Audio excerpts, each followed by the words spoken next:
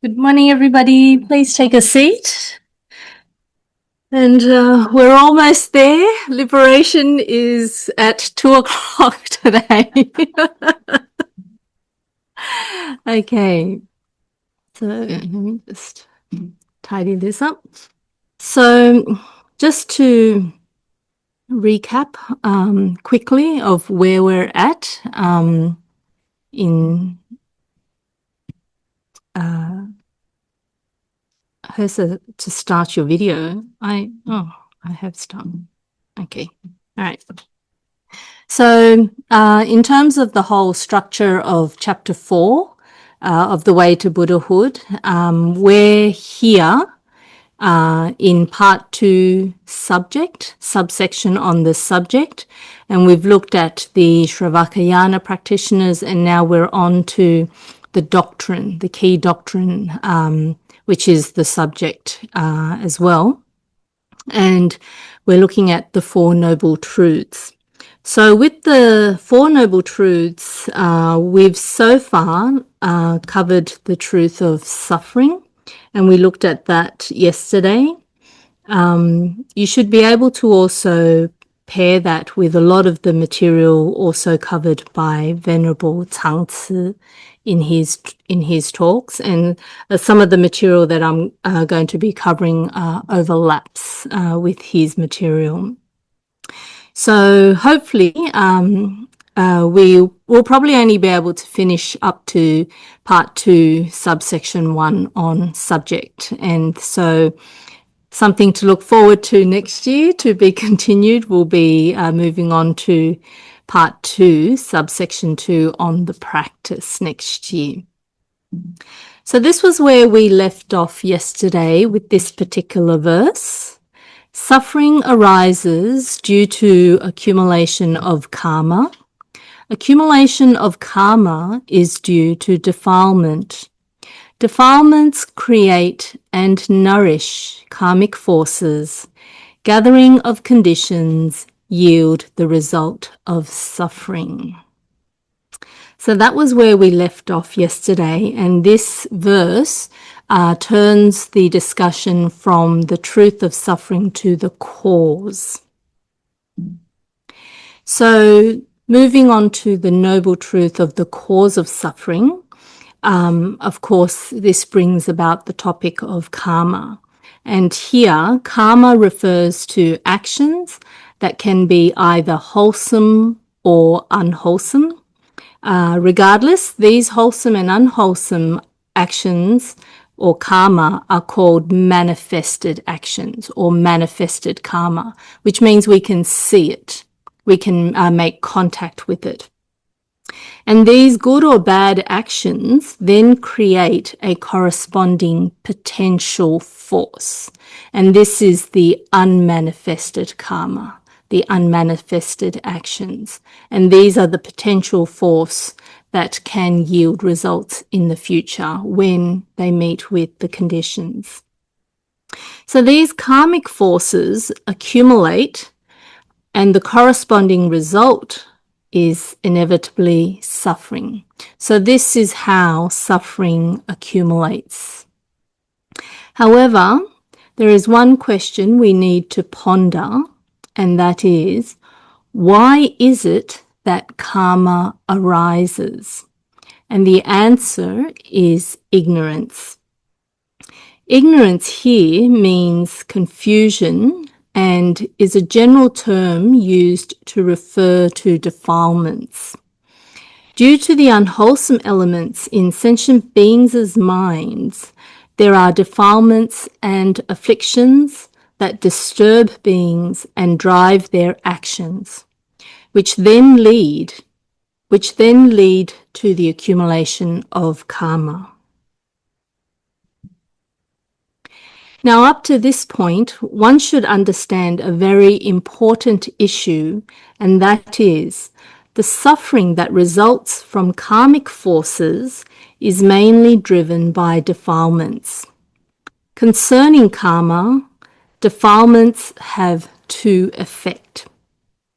One is that defilements create karmic forces. regardless of the type of karmic forces, whether wholesome or unwholesome. As long as they lead to the result of cyclic existence, which is considered undesirable, then these karmic forces are created by defilements either directly or indirectly. Therefore, if defilements are cut off, then any action will not become a cause that creates the karmic forces which can lead to future rebirths. Now, the other effect is that defilements nourish karmic forces. After sentient beings create karma and a karmic force is produced, that force needs to be nourished by defilements in order to bring forth results. So this is like a seed that begins to sprout. Although the seed is present, so here the seed is analogous to the karmic force, although the seed is present, without the nourishment of water, sunlight, and so forth, that seed will not sprout. So accordingly, without the nourishment of defilements, if we cut off defilements, then all our karmic forces, all those karmic seeds, will wither and lose the capacity to bring forth future results. And because defilements have these two functions of creation and nourishment, when causes and conditions are gathered, then karmic seeds will yield the result of suffering. Therefore, when people teach about karma bringing forth results, this is not completely accurate. If one were to generally say that karma leads to cyclic existence, it would be more precise to say that ignorance and other such defilements lead to cyclic existence. So this next verse brings the discussion to the aspect of karma in more detail. Now, the karmic forces that lead to cyclic existence were already discussed in Chapter 3, practices common to the 5 vehicles. So if you bring your mind back to the past 2 years, or for those who are making contact with this teaching first time, you can look up the teachings. I think they're on the Yin-Shun Foundation's YouTube channel or website you can download. So here, the discussion will focus on 2 categories of karma, and these karma are split into 3 types. And we can see this in the verse which says, karma can be physical, verbal, and psychological, or wholesome, unwholesome, and unmoving. Karma's cessation is like seeds or perfuming. Karmic forces remain even after thousands of eons. Based on karmic forces, beings experience cyclic existence and never goes beyond the 3 realms. So the first category that karma can be grouped into are the 3 karmas that can be physical, verbal, or psychological. And the second category that karma is grouped into is the 3 karmas that can be wholesome, unwholesome, or unmoving. So these again are different ways of categorizing karma to help us understand them a bit better. So the first category is the 3 karmas of being physical, verbal, or psychological. And this category splits karma based on the thing that it stems from. So the actions of the body, which can be unwholesome, like killing, stealing, and so forth, or they can be wholesome, like not killing, not stealing, protecting lives, protecting people's possessions, and so forth. So all of these are bodily actions, and here bodily actions are not referring to natural physiological movements. Instead, these physical actions involve the aspect of morals and ethics. Okay, so if you're just sitting here doing nothing, that's a karma. But that karma, whether it's wholesome or unwholesome, will depend on the reason you're sitting here. Are you sitting here for an ethical reason, for a moral reason, and so forth? If it is, then this comes into the realm of bodily actions in this case. So this type of physical action is called manifested physical karma. Simply put, it refers to actions created by the body, and these will arise these can arise from hidden potential forces from the past. So when defilements arise and they nurture our past karmic forces, this can lead to more karma being created and more karmic forces being created. So when we say, for example, the physical action of no killing, when we consciously undertake that action of not killing and protecting lives, then that is wholesome physical karma. And that wholesome physical karma will produce a wholesome potential karmic force. So although this karmic force, this unmanifested physical karma, cannot be seen in terms of the physical eye and so forth, this force, this potential, has the function of bringing about a result in the future when the conditions come together. Now, likewise, expressing things verbally, whether it's written or by your own speech and so forth, this is all within what's regarded as verbal karma.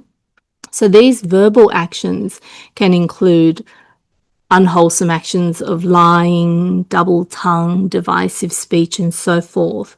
And it can also include wholesome verbal karma, such as honest speech, friendly speech, when you're talking to someone to give them encouragement and so forth. So that's all wholesome verbal karma.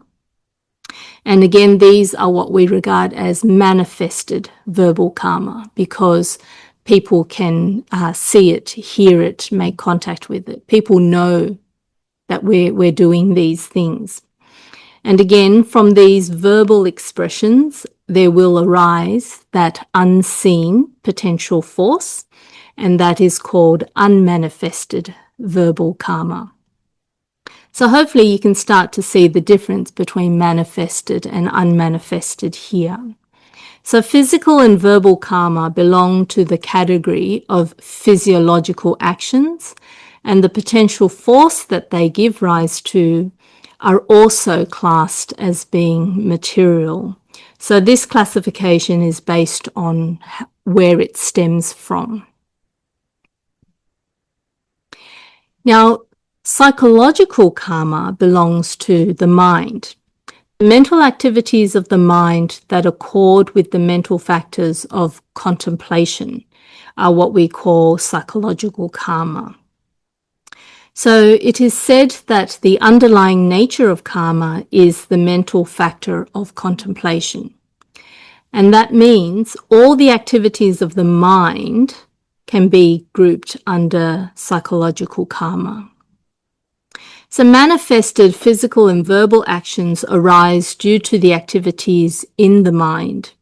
And this kind of contemplation that leads to physical or verbal actions is also called physical or verbal karma. So again, it relates to where it stems from. Now, the Buddha said that wholesome and unwholesome physical and verbal karmic forces are a form that can be seen with the heavenly eye. So therefore, it is more suitable to say that unmanifested karma is a special potential force that is derived from matter or from a physical action. Okay, it might be a bit hard to wrap your head around, but this is just in the different sutras and texts. You know, there's a lot of debate about whether or not this unmanifested karma can be established. And some say, yes, it can. It has a very subtle form element. And that's where they quote, you know, the comment that the Buddha says, those with the heavenly eye can see. So heavenly beings taking rebirth in the heavenly realms, their vision is different from human beings. And based on their type of vision, they can see people and people's wholesomeness and unwholesomeness because supposedly they can see these karmic forces. So I guess it's a little bit like some people say they can see people's aurora, and the auroras are different colors depending on the different people and so forth. So because of that, you know, through the debates, some people say that, yeah, this karmic force has a subtle form element to it. Now, the second category is the three karmas that can be regarded as wholesome, unwholesome, or unmoving. So this is another way of categorizing karma and karmic forces. So wholesome and unwholesome karma are fairly self-explanatory. So you might think, well, what's unmoving karma? Now, unmoving karma is a type of karma that accords with meditative concentration. So karma that accords with meditative concentration of the form and formless realms. So when we talk about the three realms, you've got the desire realm, which is where we're at. And then above, you've got the form, and then above that, the formless realms. So the form and the formless realms, their quality is, you know, meditative concentration. And so unmoving karma here relates to karma that accords with meditative concentration of the form and formless realms. And naturally, this is regarded as wholesome. So, yes? Is it the same as neutral karma, unmoving karma? It depends. Here, the word unmoving is used to reflect the state of the mind in deep states of meditation is still unmoving. So that's why that type of karma is named unmoving. So the neutral karma might or might not be the same thing depending on the context. So I'm sitting in a chair doing nothing, nothing, but you're not in meditation, not meditating. then that's not moving. That's not unmoving karma. It's neutral. Um, There's no such thing as neutral because everything is either wholesome or unwholesome. well, remember, as I mentioned, the term wholesome, unwholesome, and karma must have an ethical or moral aspect to it. So it's undefined. So because when we talk about karma in this sense, it relates to the karmic forces and the ability to then create future resultant suffering. So, and that's why there's that element of morality and ethics tied to it. So, say for example, for someone, and this is my theory, but you can ponder it. Say, for example, someone who's in a coma and just lying there, unconscious, but they're just lying there. That action of just lying there, you know, doesn't have intention. You know what I mean?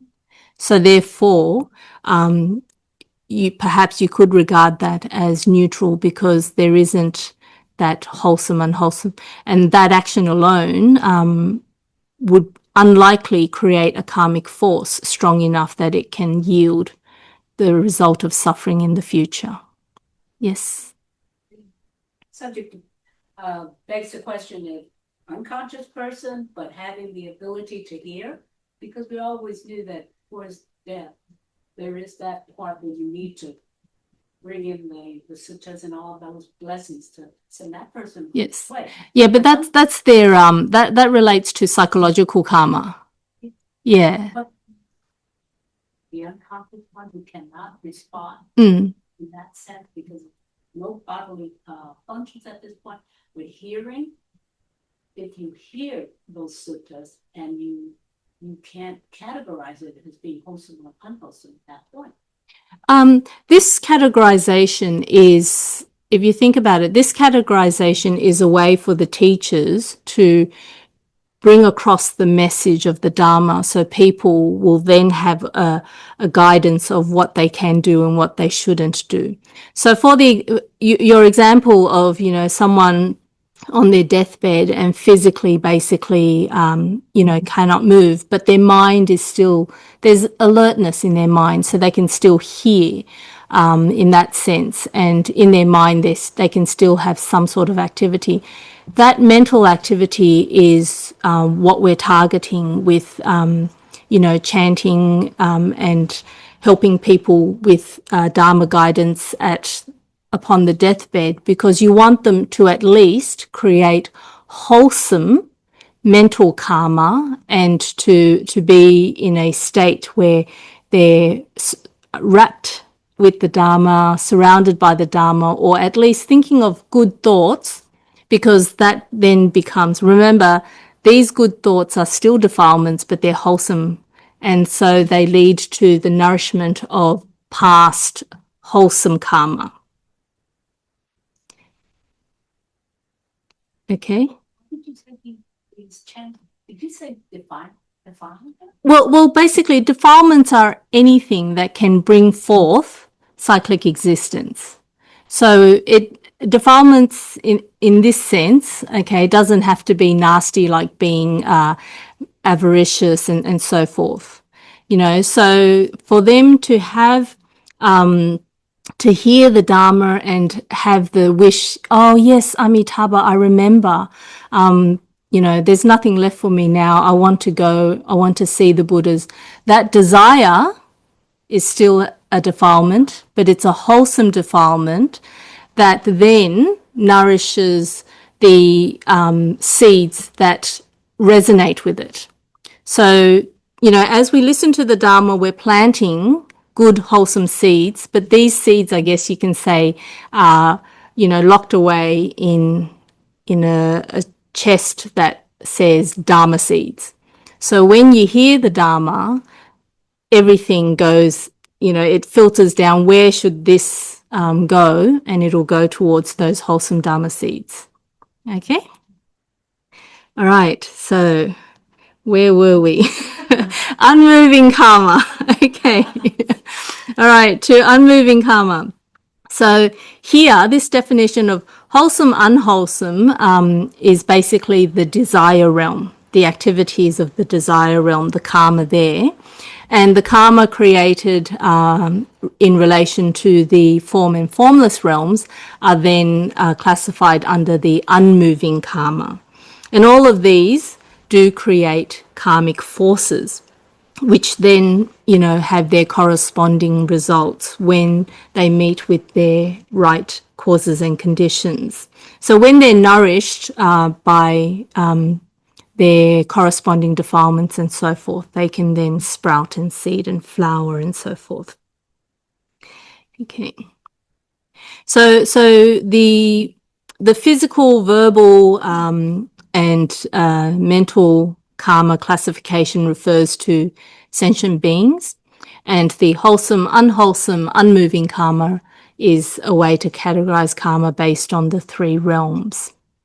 Okay, so according to the Buddha Dharma, the physical and verbal actions, as well as the potential forces arising from these actions or these karma, are both manifested and unmanifested karma, and all of these are impermanent and subject to arising and cessation. So they will all pass eventually. So karma arises and ceases from moment to moment. Now, how then can it bring forth future results? So this question, is something that the different schools try to explain differently. And if you want to ponder this a bit more, I'd suggest you can go back to Venerable Tang Ci's talk on the Yogacara teachings, the consciousness only teachings. So they describe this in much more detail. So concerning this question, if karma is momentary, changing and from moment to moment, how can it bring forth future results?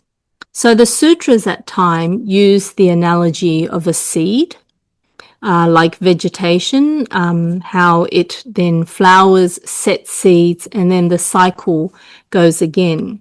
So although the flowers wither, they drop their seeds, and that seed remains and then sprouts and develops branches, produces leaves and flowers, and then drops the seed again. Okay. Now, another analogy is perfuming. So if you think about a box which has held incense or a perfume bottle that's been used up, that smell is still there, even though the perfume is gone, even though the incense is gone. Okay, so, but the smell is still there and it lingers. So using these analogies, the later generations of Dharma practitioners have developed theories founded on the concept of the seed or perfuming to explain how karmic forces, even though they arise and cease moment to moment, they can still bring forth results. But remember, these are just analogies to try and help people to understand or answer these type of questions. Because remember, these are all experiences that pretty much are beyond our current capabilities. So as best as we can describe it, it's just trying to help us when we're trying to contemplate the aspect of karma and so forth.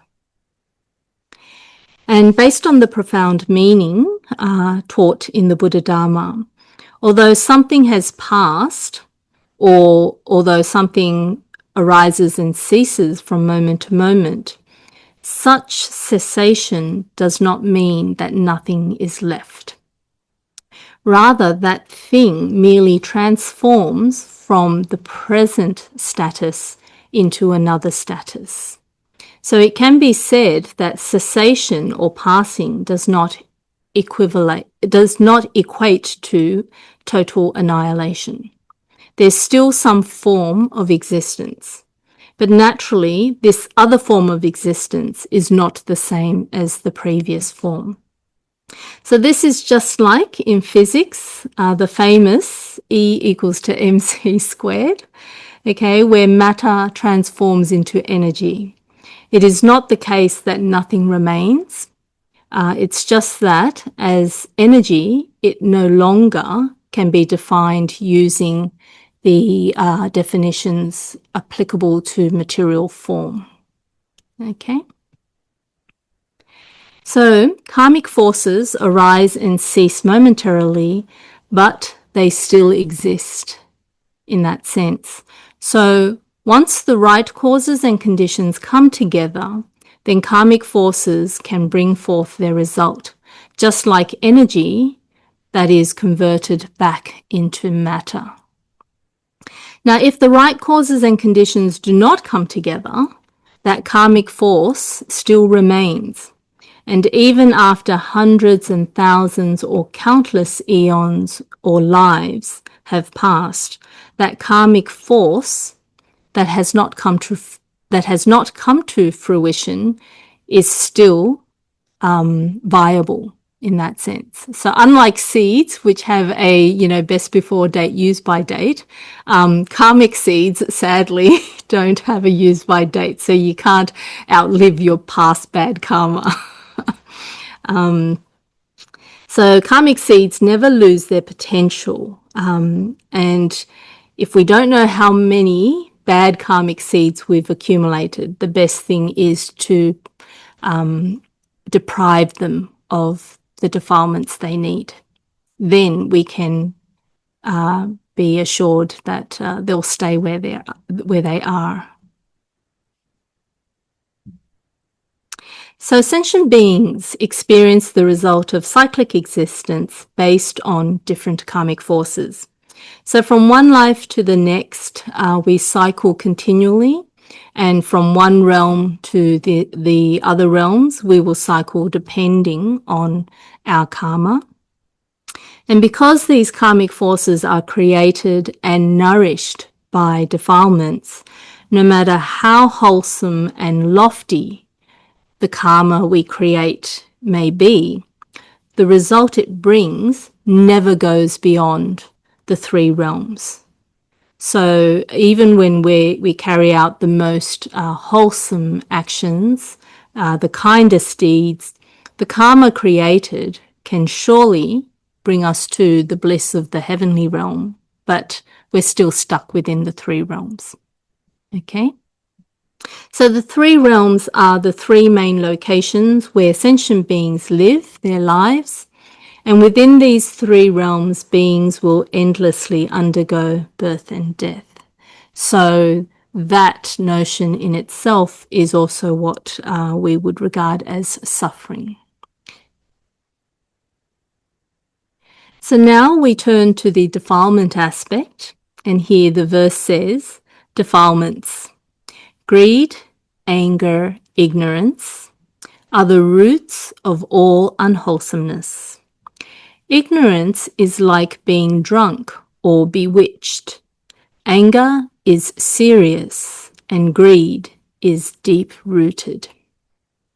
So defilements are the unwholesome or the bad elements in our minds, and they can nourish our unmanifested karma, causing those karmic forces to ripen and bear fruit.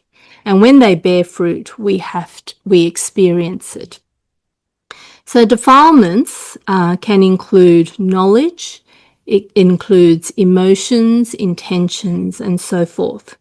And essentially, defilements are any mental activity that can cause us to become irritated, vexed, unsettled, and it can disturb our harmony, making us feel uneasy, and so forth. Now, due to the presence of these defilements, we then create all sorts of karma, which in turn plant more karmic seeds, creating more karmic forces that can lead to future suffering. So this is what defilement refers to. Now, defilements are extremely complex, and among all the defilements, we have what's called the root of all unwholesomeness, and these are the three main defilements of greed, anger, and ignorance. And these three are also called the three unwholesome roots. Now, what is the meaning of root in this context? It means that all defilements can be grouped under these three major categories. So that's why here the word root is also used. So remember, similar to the six sense faculties, sometimes they're called the six roots. Here, these three unwholesome roots are referring to the fact that, a lot of all the mental activities that we engage with can be funneled down into these three main categories. So all defilements are none other than subcategories that stem from either greed, anger, or ignorance. So for example, love, yearning, clinging, stinginess, flattery, excitement, all of these types of mental activities will be classed under the category of greed. While emotions such as frustration, hatred, annoyance, jealousy, envy, spite, and so forth, these are classed under anger. And things like doubt, disbelief, forgetfulness, sleepiness, restlessness, incorrect understanding, and so forth, all of these are classed under ignorance. So all sentient beings have these defilements to varying degrees. So when we habitually engage in certain types of defilements, this will gradually develop into our personality. So for instance, there are some people with what we refer to as a greedy personality, and some have an angry personality, and others have what we call an ignorant personality. So people that are, easily stirred and riled, hot-tempered, then they will be what we refer to as having an angry personality. People who like to hoard, not very willing to share, but very willing to take what you give them and stuff like that. So these we would regard as having a greedy personality. And all these different types of personality, again, are based on our past actions, the type of defilements we nurture, whether consciously or unconsciously. So for those who are not particularly inclined to any of these three categories, we would regard these people as having a neutral, equal, or balanced type of personality. So if one wants to analyze defilements into more detailed categories, then I would suggest you go and have a look at the consciousness-only teachings, the Yogacara teachings. They have a particular text called the 100 Dharmas, and within the 100 Dharmas, defilements are split into primary, secondary, and indeterminate groups, totaling 51 types of mental activities. Okay, so for those who like their Abhidhamma, then go to the Yogacara teachings. And there are numerous, in a nutshell, there are many different types of defilements that, that can pop up in our minds. And here we won't discuss all of them, but we'll just focus on these three unwholesome roots. Okay, so given the time, are there any questions? No? Okay, then I'll keep going. 5 minutes. Okay. All right. Sorry? Yeah, I have a question. Okay, yes, please. So in greed defilement, you listed love as your first category. Now in English, love means a great many different things. Some of those types or variants of love can be very equivalent to metta. But what particular kind of love were you talking about? What did you mean by love when you talked about that as a greed and wholesome defilement? So in that example, let me try and go back. So here, this type of love we're talking about, love between partners, love between siblings, families, and because they create attachment, that type of love creates attachment. So these are unwholesome roots. Are there wholesome roots? They're still considered unwholesome because here we're talking about the roots that bring forth cyclic existence.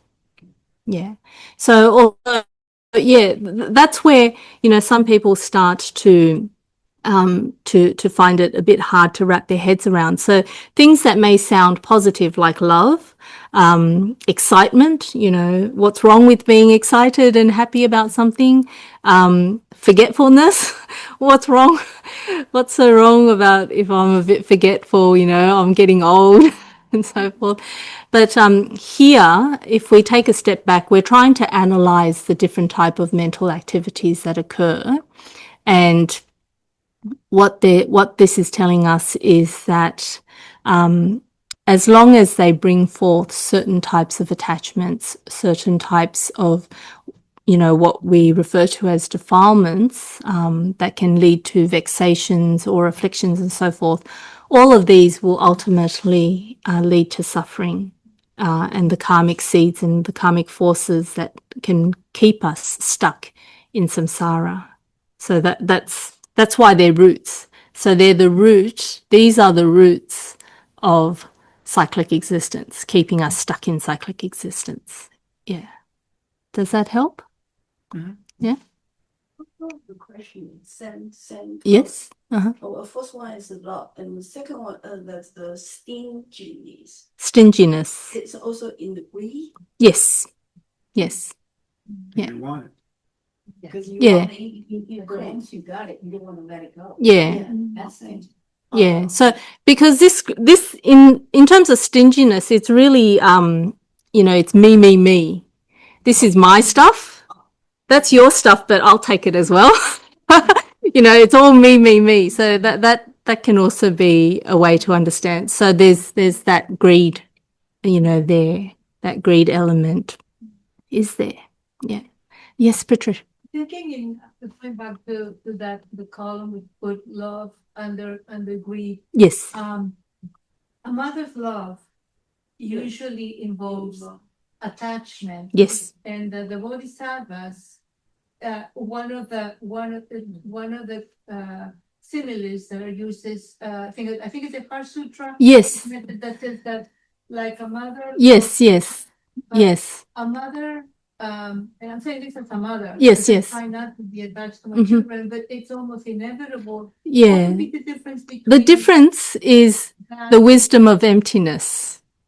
The bodhisattva has the wisdom of emptiness. So a bodhisattva, when they practice compassionate deeds and they see beings in suffering and they go and help, they also are guided by their wisdom of emptiness. So they don't have the defilement of attachment arising.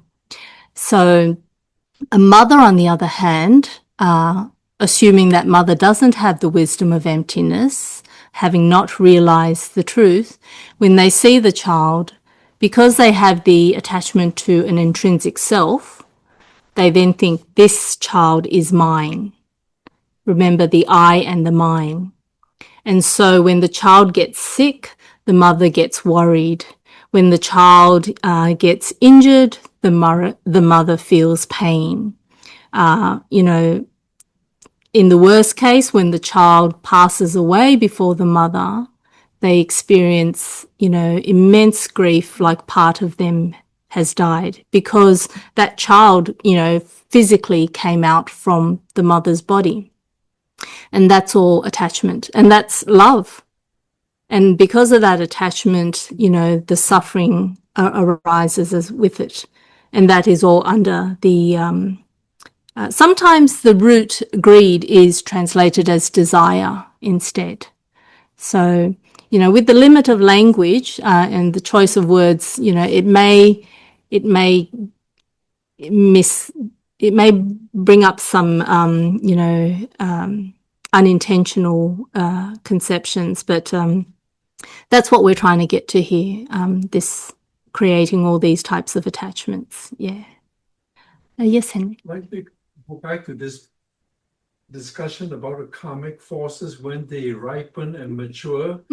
Okay, and so the question is that once it's ripened and mature, do we start with a clean new slate? No, it just means that particular karmic force is exhausted. Okay. Now, when you want your clean new slate is when you've exhausted all your karmic forces. So, but it's pretty hard because we created karma yesterday, we're creating karma now, and we'll create karma tomorrow. So our bank of karmic forces is snowballing, basically. So it just changes from one form to the another. Yes. But having known the Dharma now, we can't change what we did yesterday, but we can determine what we will do now and in the future. So we can determine if we're going to bank wholesome karmic seeds or unwholesome karmic seeds.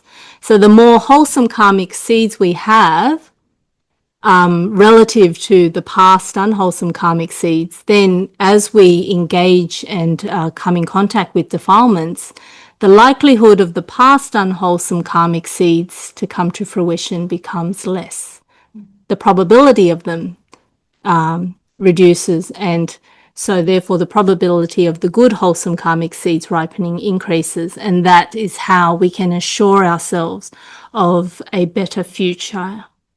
So the good karmic, I guess, deeds would, I guess, negate some of the effects of the bad karmic deeds that we did. It can temper, but remember, as I said, if those karmic forces are not brought to complete fruition, they still remain.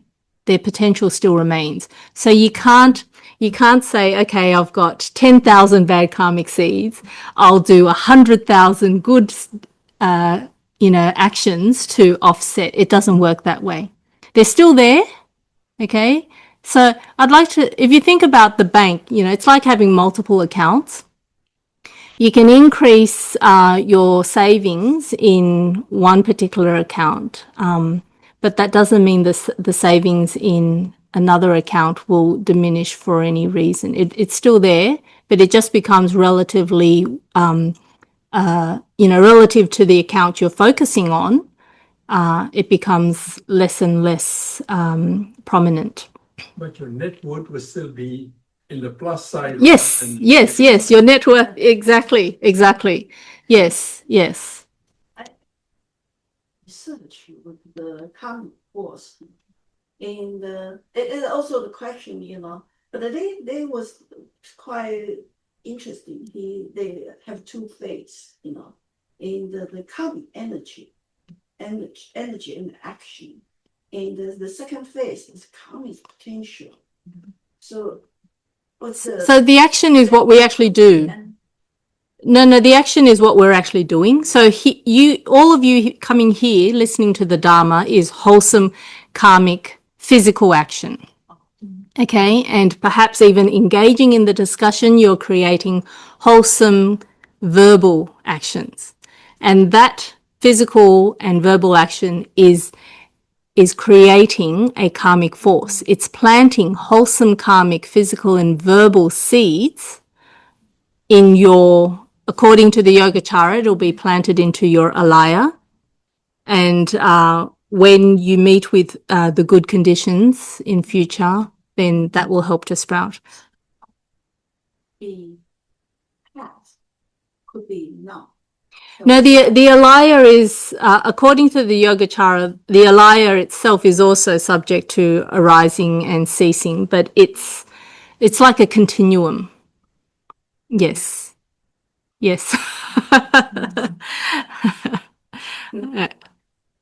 Okay. All right. Any more questions? No? Okay. Let's bring this class to an end, and I'll see you again at 1:00.